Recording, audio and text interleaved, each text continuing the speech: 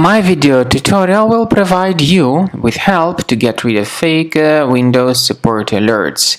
They quote this fake Microsoft support number 833-818-3793. So this is a fake number. It is not related to Windows or Microsoft. If you see these pop-ups, keep in mind that they are totally fake and deceptive, so don't tolerate them. Simply leave this page. Now, I would also recommend that you investigate your system with our Combo Cleaner antivirus. Get it on the page combocleaner.com. So use this special green download Combo Cleaner button. Install the application and then start investigating your system.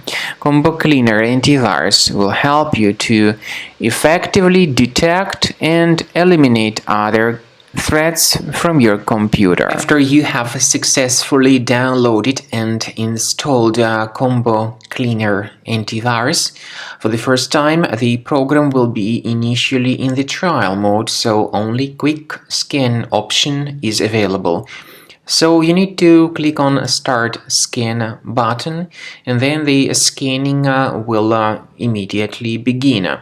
But most likely, of course, the program should first of all update its anti-malware database, which is definitely essential for proper detection and removal of any malware. So don't skip that important step if Combo Cleaner suggests you to update its antivirus database.